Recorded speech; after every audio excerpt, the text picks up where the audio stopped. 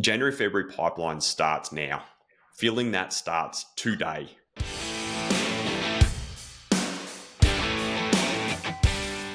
Hi everyone, Rob Crop here, and welcome back to another episode of The Trade Den. Good to have you back, Dan. How's things? Good to be back, Rob. Thank you. Things are going very well. Happy to be back in the den and looking forward to this episode, which is a nice setup for us to do every year. Yeah, I know it's a bit of a scary thing that we're talking about it already, where this episode is coming to us in the early parts of October, but we're going to be talking about Christmas and New Year's already. It's pretty scary, isn't it? It is. It comes around quick. It goes quick. We'll talk about that more. But yeah, definitely. It's definitely racing towards us at a rate of knots at the moment. Yeah, and the reason why this is so important is because if you talk to any trades business owner, and they often dread the end of the year, they feel absolutely busted. And when they do come back in the new year, they feel fresh from a break. But quarter one is often the hardest quarter from a business cash flow point of view, primarily because they haven't done enough work in the last quarter or quarter four of the year leading into Christmas, and they just haven't set themselves up for a really strong year. And so today we're going to be really unpacking that and talking about how we can finish strong and start strong, aren't we? Yeah, there's such an opportunity at this part of the year. Like if you do it well, you can really make some huge gains. And if you do it well, you can really put yourself in for obviously a great start to next year. But if you don't, the consequences are so much far more reaching. So yeah, excited to talk about that. And before we start, I think this year let's just start with a challenge and just stop and consider for a minute how you felt at the end of last year. That's probably a good place for people to start listening and thinking about this topic as we go through it. And just think for a moment, what if you could avoid falling into the same trap? And instead of the rush, the craziness, whatever it was for you, create a plan for your Christmas break, one that leaves you feeling refreshed, excited, confident, and ready to take on 2025. And that's really where we want to get to today. So let's talk about how to end this year differently and start the new year with momentum on your side. In today's episode, we're going to be giving you the 3 steps that will make 2025 your best year yet and finish 2024 the strongest you've ever done. And as you said before, Dan, I think if you get this right, it really enables you to finish strong and not just fall in a heap at the end of the year, but it really helps you finish and start as your means to continue going forward, doesn't it? Like it really, the way that you finish this year sets the tone for the start of the year, doesn't it? It does. And I think people miss that gap in the middle and they think it's either I'm doing one thing or the other. I'm either at work busting my ass for the end of the year and I'm absolutely stuffed, or I'm on break and I'm having time with my family. Therefore, I'm not going to think about anything. I'm just going to think about that. So really, I think this end part of the year is so important in blending it the right way to transition through these periods and come back to where you need to be. And we're going to talk it a bit more further down the episode, but people just have this funny relationship with Christmas, and I'm keen to hear what yours is. But so many business owners just see it as a finish line, not a moment in time. And like when you talk to any tradie, they fucking hate this end of the year, this part of the year. They just hate it because the work demands, the expectations, everyone just wants everything done by the end of the year. It's got to be done by Christmas kind of thing. And people put off stuff that they could have got done in February, March, April, and May, waiting, and they want to get it done by Christmas. So it's just that crazy time. And instead of people enjoying the festive period with their family and friends and just enjoying the Christmas break, most tradies they fall in a heap right at Christmas time and they're busted. Yeah, it's terrible to watch, but it's totally you can see it coming a mile off when you're coaching like we do with so many traders. It's so common and so consistent. Yeah, it's I know we weren't planning on speaking about it today, but it's also a bit of a symptom of guys haven't managed themselves well in their energy well throughout the year as well, isn't it? It is. The fact that you want to be hitting the line strong, if you were doing that reflective question that I asked before about how did you finish last year and you were busted, you were absolutely strung out, couldn't do another thing and was just fall over the line in a heap, then that's probably a big indication that some things around habits and consistency and monitoring and looking after yourself and your self-care habits is probably something you need to dive into. Yeah, for sure. What do you how do you feel about Christmas? Oh, I was going to ask you that same question. I can't wait to hear yours, but you obviously want to hear mine. I am not, let's take it in the context of my family. I'm definitely not the Christmas fairy and sort of the one that's going around with Christmas decorations and all that sort of stuff. So I'm probably low key with it. I'm certainly not doing the shopping in November, October, whatever it is. Lunch is going to be lunch, and to me, it's still a lunch. It's not the big, huge, special, almost like wedding proportions of planning that goes into it that my wife does. But they love it. I love to watch them do it. And yeah, I'm not a Christmas guy. I'm not out there hanging up lights on the roof like Clark Griswold or anything like that. Although we've got our first set of lights that were already purchased, by the way. Wow. They are in transit at the moment, so it's going to be interesting. But yeah, definitely not a huge Christmas guy. Enjoy the break, love spending time with family, but yeah, it's not a huge part of my year. Interesting. You? I've been renowned to Jack. She calls me the Grinch. I am a bit of a Christmas Grinch. I do like the time of the year, and pre-kids, Christmas is just another day to me. It was just a whatever event. But yeah, we got a 1-year-old, a 3-year-old, and a 5-year-old, and Doug. Can't forget Doug. And Jackie, my wife, she loves Christmas. It is her favorite time of the year. Like, there's already Christmas presents starting to roll in the door now. And, we get our family photos with our matching outfits, and the Christmas tree is the big event where we decorate it and put decorations around the house, and it is absolutely her favorite time of the year. She loves Christmas. The amount of effort she puts into it, I love it that she loves it. But yeah, since having kids, I'm turning the corner, and I'm enjoying and embracing the festive period so much more. Oh yeah, and you'll have a great time too as the girls get a little bit older and it starts to mean a bit more and more special. You get to do more things. It's a great time when the kids are young. My kids are grown up, so it's a lot different. It's a lot more relaxed, and it's not the 3 a.m. wake ups to see what Santa's put under the tree anymore. It's probably more like, well, my daughter's pretty good at it still. She'll do 5 a.m. and just run around like a maniac just for the sake of it. But yeah, it does change. But they're wonderful times and some special memories for sure. We're probably both those dads that are like, oh, that's what we got our kids. It's yeah, it is. If you ever get that quiz, what did you get? Do you even know what this present is before they've unwrapped it? It's like, yeah, it's really cool. That sort of stuff. Oh, very good. All right, let's get into it, hey? Yeah, let's crack on. All right, let's go topic one. The first thing I wanted to discuss here and open it up the conversation with is this time of Christmas is something that everyone seems to get whacked with every year, like it's almost a surprise. They sort of half expect it, but it's still a surprise at how busy it might have been or how crazy it was. This year's so much crazier than last year. We hear all this every time Christmas rolls around with clients. I think the trick is not to expect stuff, but really learn to what we call harness the power of anticipation. So I know that Tony Robbins talks about anticipation being the ultimate power. And it is, because it allows you to make such better decisions when you can anticipate with confidence what's coming up. And I think this is the part of Christmas for me in business and trying to get guys set up for Christmas, is that you've got this wonderful period where pretty much everyone's doing what's expected. They're going to go on a break. The time in Australia is set for when the Christmas break is acceptable and allowed.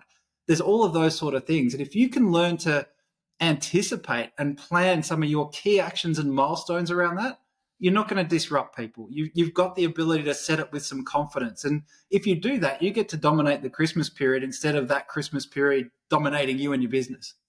Yeah, if Christmas is, like, we know it's coming, and this episode's landing at the start of October. And the reason why we're dropping this now is to help you anticipate and give you that little jab now to be able to go, hey, it is coming. Don't wait for December to start planning for Christmas. And that's the key around this. And I always like to, and it probably is the Grinch in me coming out when I say, just remember that Christmas is not the end of time. It's a moment in time. And I think the biggest mistake that so many people, not just business owners, make is that everything just points towards Christmas. And then they forget that on the 26th, which is Boxing Day, the world still goes on. And so many people look to Christmas like it's the end of time, and they can't see beyond that. And so with this topic that we're talking around today, it's not only just planning your run up into Christmas, but it's making sure that you plan your run from Christmas onwards to ensure that you have a great start of the year and not a shit one like so many trades business have, because they just haven't planned well beyond that moment in time, have they? Yeah, it becomes this real deadline, and there's no real rhyme or reason to it other than everyone sort of tends to get caught up with everyone else. And I think maybe just talk a bit about what we see with clients falling into the expectations of customers and suppliers and their deadlines and their chaos because they're not planned out. I think that the reason why it's a deadline is because Christmas is so close to New Year's. And I think because they are so close together, the Christmas period is where people do get friends and family, and the whole industry does shut down in the trade space predominantly. But I think in society in general, everyone's working towards that Christmas period where they're getting their friends and family over for lunches and dinners and they're buying presents. It's a big day of the year. So everyone's almost working towards that day. But it also coincides with the end of the year where everyone's trying to round out things by the year, and then they're starting fresh in the new year. So I think it's that Christmas and New Year's line up nicely together. But for so many business owners in the trade space, that creates demand. People want things done that they've been sitting on for months and months and months. All of a sudden, it becomes priority in your prospect's mind or your customer's mind that all of a sudden it's urgent for them, and they create that urgency for you as a service provider. Yeah. Do you reckon that then the antidote to that, and why this is under the topic of anticipation, is we know that demand's coming? Is it about then working back, and this is why this is October, right? When this drops, then the idea of setting realistic expectations becomes a real thing, but you need runway and time to set realistic expectations. So I think that's a real key to this, being able to anticipate and go, well, what expectations am I willing to sign myself up to, and how do I communicate to those to my customers and suppliers, etc.? Yeah, correct. It's internal planning, and within the business, it's the ability to be able to look at, well, what's our pipeline look like for October, November, and December? When are we having our shutdown period as a business? When are we shutting down?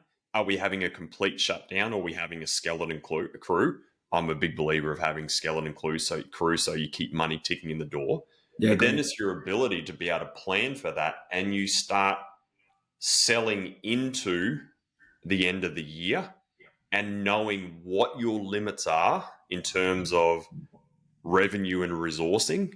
And then it's your ability to look beyond Christmas and start selling into the new year, which we'll talk a bit about later, which is filling your January, February pipeline.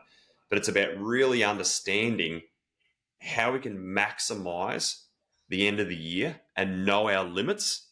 And then what have we got to start doing to look beyond the end of the year, beyond the crazy festive period, to think about the start of the new year? I think that's the secret.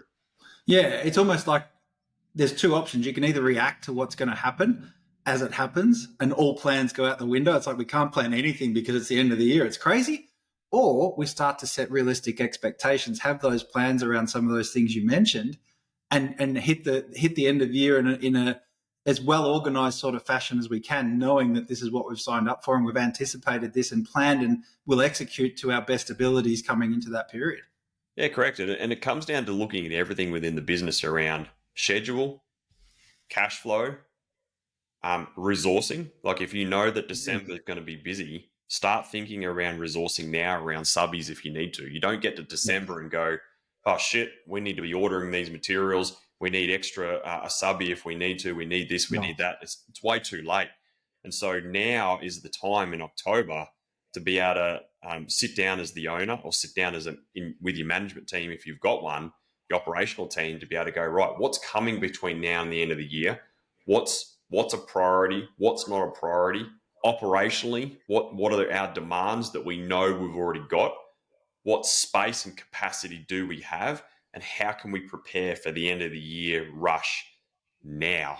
And if you can get that right, it sets you, as you said, it's a proactive approach rather than getting to November, December and then going, oh shit, Christmas is here. It's too late now. I'm reacting to the demands of our customers. Yeah, and I'd add to that, those plans then can even extend into what does our first week back look like? What does that look like now? And start to put that in there rather than just, hey, we're going to go like crazy. All plans are out the window and let's pick up the pieces when we get back and we'll deal with it then. That's probably the worst thing you can do. But I think with that power of anticipation and starting to set those expectations and some of the stuff you outlined, there's a really good place to start. What about our next thing for this and why it's so important, or the next topic we want to discuss is cash flow management? And maybe just set the scene for that in terms of what we mean by cash flow management. And even if you can, sprinkle in what it is that we've seen other clients do and the experience we see in coaching. Cash flow over the December, January period is often one of the hardest periods for any trades business. It's a little bit different in other industries around retail and hospitality and everything, because that's their busiest period where they're maximizing profits through those periods. In the trade sector, it's the opposite, because there's a natural shutdown period when the industry does close. And so when you think about the end of the year, the December's, say it's a 4-week month, you always lose a week in there. And then in January, you often lose another week or two, depending on how much the business does hard close. So over a 2-month period, instead of being operational for 8 weeks, most businesses are only operational for 6 weeks. And traditionally, what that means is that most trades and construction businesses run at a loss during those periods because there's less revenue coming in because of the shutdown period, and everyone is being paid annual leave throughout that period. So purely from a pure profitability point of view, most businesses break even at best, most lose, which then has a huge impact on the free flowing cash that comes out of that, which then further compounds at the start of the year. Yeah, I know at Pravar, reviewing client files and looking at results, we always, whenever we're anticipating what the sales numbers look like, we'll always, what I call, shade the revenue figures coming into December, January, depending on the nature of that business. And that can be shaded up to, we'll go down to about 30% of average monthly revenue in January, because we just know that the activity is not there in the industry, depending on what industry they're in. But you've got to be really sensitive to that, because that can leave a big hole in your revenue and your top line, your gross profit over the course of a year when you look back on it. Pre-Pravar, a lot of clients have very hard shuts where they completely shut down the whole business.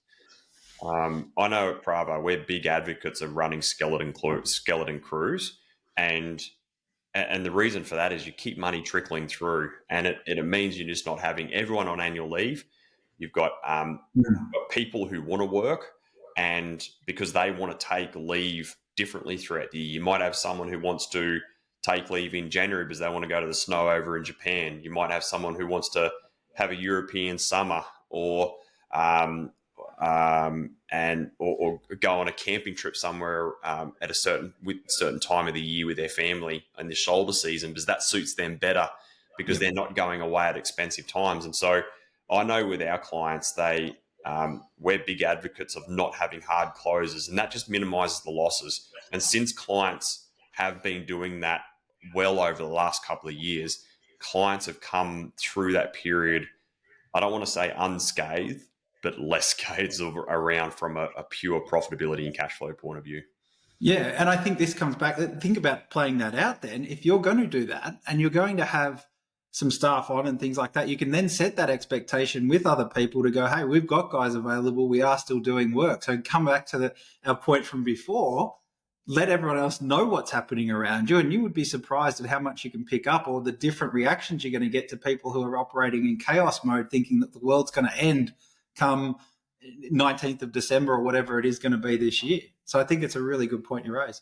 The other reason for cash flow problems is it's naturally the time of the year, because what's really important around this period is, especially coming into December, it's about getting your invoicing and your debtor management under control really well, where as soon as the work's done, you've got to close out that job, get the invoice out the door. And invoicing in December is the most important thing you have to be on top of daily and weekly. Because if you delay, the chances of getting paid get delayed. So you round out a job, get it to a milestone, get the invoice out the door, and you push to get money in the bank before Christmas. Because if you don't, what's going to happen is your customers will shut down over that period, and then they'll spend the first few days or the first week coming back into January, and you've missed your window of opportunity for payment. So invoicing and debtor management around that period is super important. It is. I know you talk about it, but you think about it, reductions in billable time, annual leave for the team, no cash flow coming in. I think Baz is due in February. And you talk about this sort of being a perfect storm. That's sort of all of this now coming to a head over the next few months is just another reason why you can't tend to treat it as though it's the end of time. It is the perfect storm. And also to add on top of that, if you have anticipated well, you've had to buy materials. It's been a busy period leading into Christmas, so you've bought a lot of materials. And then if you know you're trading through Christmas, sometimes a lot of suppliers shut down. So you're buying materials to get work done through Christmas and into January. So in that period, you're sometimes prepaying for things, and it is that whole perfect storm like you were talking about. So cash management and cash flow forecasting through that period is super important to ensure the invoicing gets done and you pull the money in, so you're not acting like a bank, you're acting like a proper business. And then you've got the money to trade through Q4 and Q1 and hit the BAS on time. Otherwise, you're going to be spending ATO money to be able to just keep propping along. And so you've got to make sure that these 2 quarters are well considered from a planning point of view, from a pipeline, operational and cash flow management side of things to keep it working. Yeah, I think, Rob, maybe just go into a bit more detail then in terms of those knock-ons. We've highlighted what they need to do to avoid, but just paint the picture. And if you're listening, you might want to sit down as we go through this, but paint that picture of what it looks like if cash flow management isn't done well. What does that mean really in real terms? Because it's more than just a couple of weeks before someone gets back on a customer side to pay their bill or whatever it is, isn't it? It is. The knock-on effect is it's actually scary how long it can linger. If you don't plan December well, despite being really busy operationally, if you don't have enough billable time in December and January, you run at losses. You can run at losses. And then if you don't get your invoicing and data management correct, that flows through. And we've seen it with some clients where things haven't landed the right way, and they've still been feeling the pinch in April and May and a little bit longer. So sometimes the flow-on effect takes it into Q2 of the new year just to recover from Christmas, which is crazy, because if you don't get the Christmas period right to end strong and start really even stronger, it can destroy the first 3 to 6 months of the new calendar year, and you're spending the first 3 to 6 months playing catch up from what was a very small window, which is the festive period around that time. That's right. It's a huge cost to pay in terms of your cash flow. Let's sort of round this one out then. I know there's a couple of key things in there. Just summarize for me then, what are the ways to manage effectively that cash flow through the period for you? There's a couple you mentioned, like jobs completed. What just go back through those as a summary for people listening. And number one is jobs completed, like get it done and lock it down. Invoices out the door, including variations. Money banked. You've got to get money in the door. Chase hard on your debtors leading into Christmas, because you want to be a business, not a bank. You don't want to be getting paid in the new year for something that got done in Christmas, before Christmas if you could. And then making sure that you have your cash bucket set up well, which is your banking structure, to ensure you're allocating BAS money in anticipation of your BAS coming in February, so that you separate your BAS and your working capital to make sure that you can fund everything well through that period and be able to hit the BAS on time. Great. Agree with all of those. Absolutely top priority as something to be on top of as we get into this last quarter through October, November, December. Let's switch gears a little bit. Let's go into now January, February, and I want to talk about filling your pipeline, because I think this is one of the most important things that if people get right, this can have the biggest impact on your year in 2025, and you're going to be doing it through October to December. And that is really filling your January, February pipeline.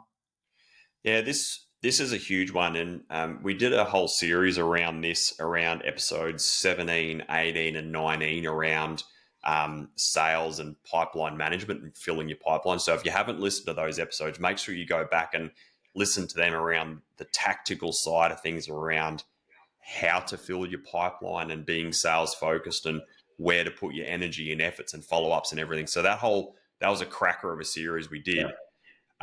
In that series, we did speak around gestation period, and the gestation period is from when a lead comes in the door to a quote going out the door to when a job starts. And we've also spoken on the podcast around the whole win work, do work cycle as well. So we've spoken a lot about these concepts in the podcast, but these are super relevant at this type of year, because where business owners go wrong leading into Christmas is they get so caught operationally, and they're so focused on that deadline of the year that they don't look beyond it from a sales point of view. And as a business owner, when you do get busy operationally, sales is the last thing you often think about.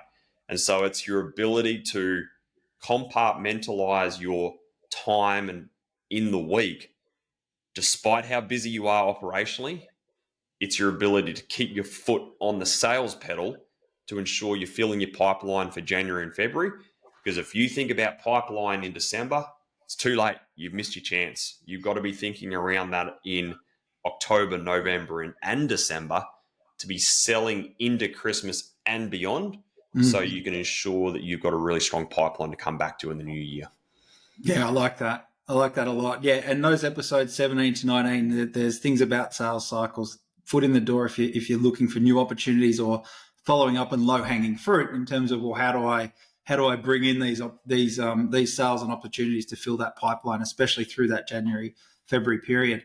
I think from that, then the other thing I'd talk to as well is probably commitment on start dates. Is that sort of part of this too? I think so. It's about you knowing your availability and you locking in and getting commitment on start dates of jobs leading into Christmas. But then it's your ability to be able to know when you're full, don't overpromise, and look to push jobs into the new year and get commitments from start dates there, and get deposits paid and wherever you can. So you either get purchase orders, commitments of start dates in writing, and deposits paid wherever you can, to be able to start locking that work in, because you don't want to go off a handshake or a verbal. You want to make sure it's locked and loaded, so you've got certainty of work to come back to as soon as the new year rolls around.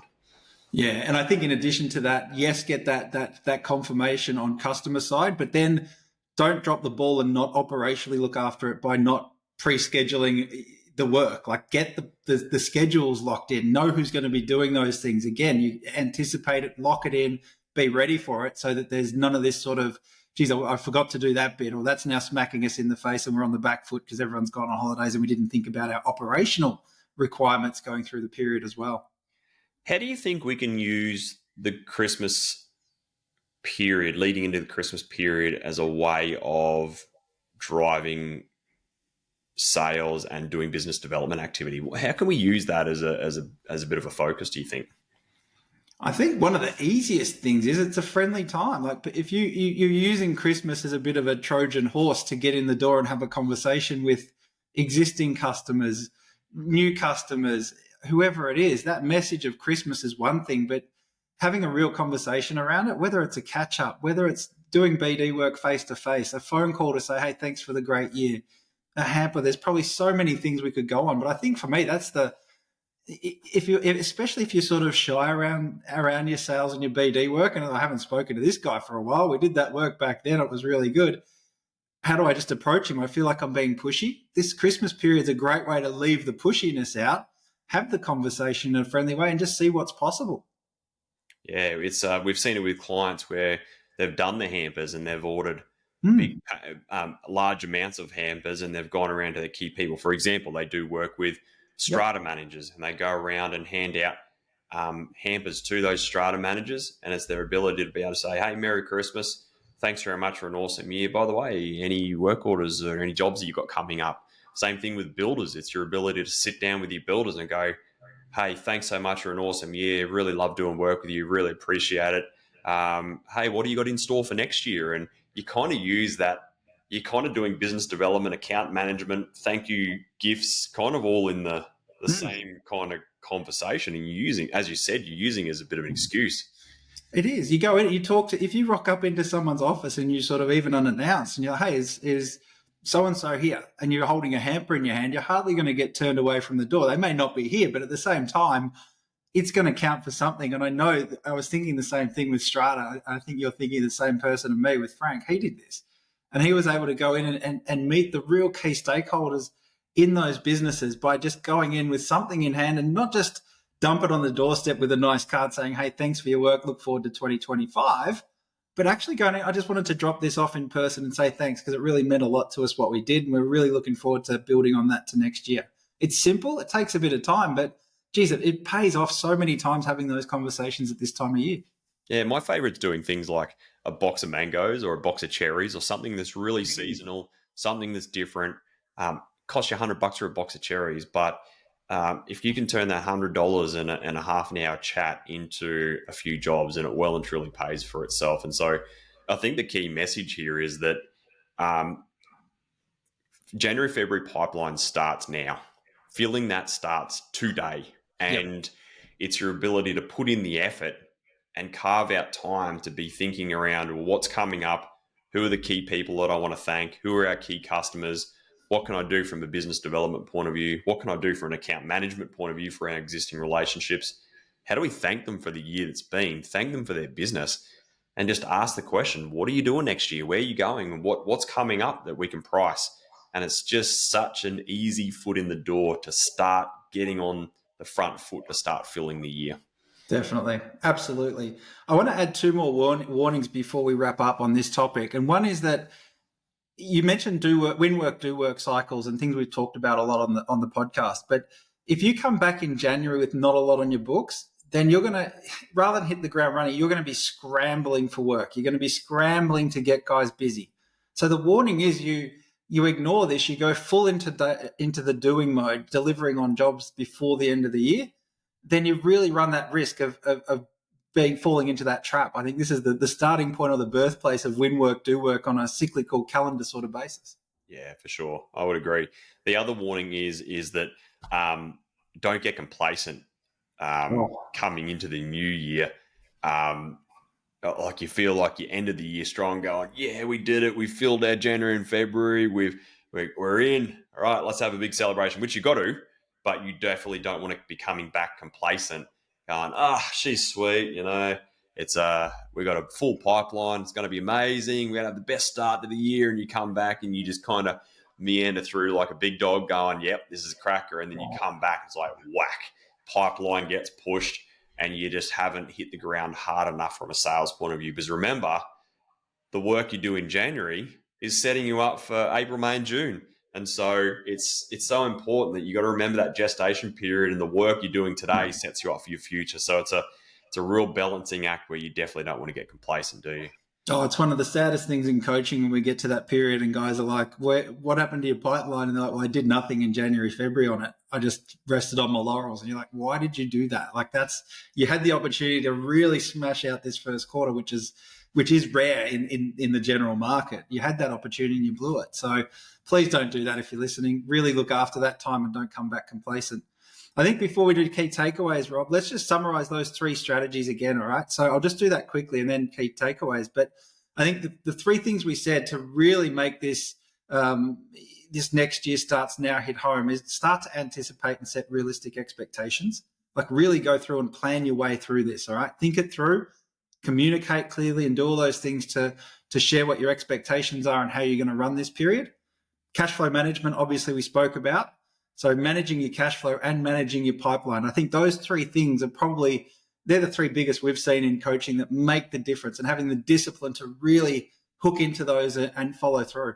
Yeah, I would agree. And like we've alluded to a lot in this episode, is that this is the difference between making profit or breaking even. If you get this Mm. right, it sets you up for a really strong year. Get it wrong, and it can be the difference between making a little bit or not a lot at all, and purely because you spend so much of your year recovering from the Christmas break. And that's all it is. Yeah, it's a big price to pay for a couple of weeks, isn't it? Absolutely. All right. I think that was good. Key takeaways. Let's round that out now and bring home our key takeaways. What have you got for us today? Well, coming from a true Christmas Grinch that Now back to the way we were. Go.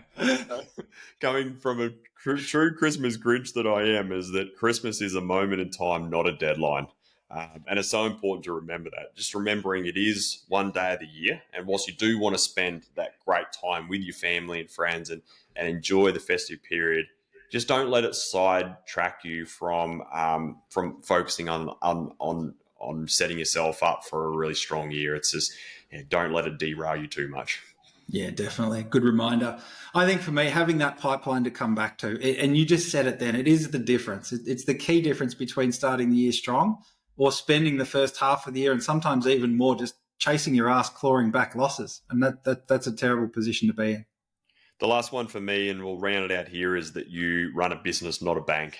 And money is better in your account than your customers. So manage your invoicing and your debtor management super tight over this period. And that's the key to trading through this crazy period. I like it. Very good. What do you think? You're looking forward to Christmas?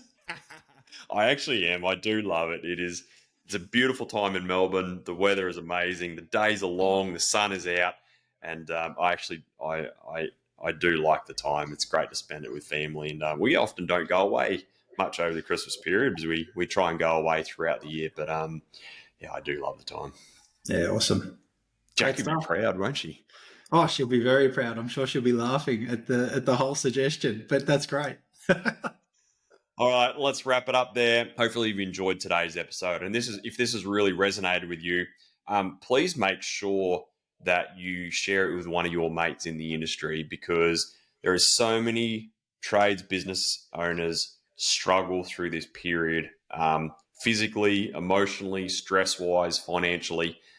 So many trades guys get to the end of the year and fall in a heap, and they don't get to spend that quality time with their family. And then they spend the first start of the year struggling to get out of first gear. So if you've enjoyed this and this has resonated with you, please share this with one of your mates, because let's all work together to make some really great change in the industry to be able to have thriving businesses across the board. So that'd mean the world to us, and I'm sure it'd mean the world to one of your mates as well. Yep, agreed. That'll do us for another episode. Looking forward to coming back to you next week with another great episode of the Trade Den. Thanks, team. We'll see you soon.